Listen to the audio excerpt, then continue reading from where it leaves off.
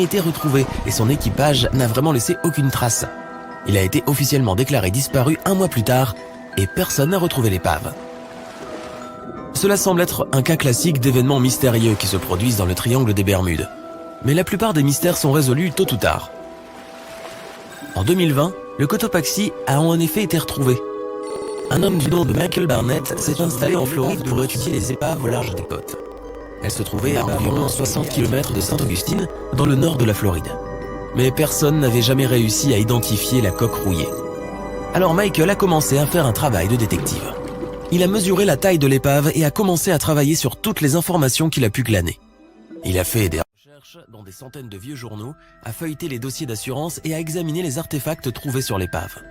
Après des centaines d'heures de travail acharné, Michael en était désormais persuadé. C'était bien le Cotopaxi. Mais quelques années auparavant, une rumeur avait circulé selon laquelle ce même navire avait été retrouvé au large des côtes de Cuba.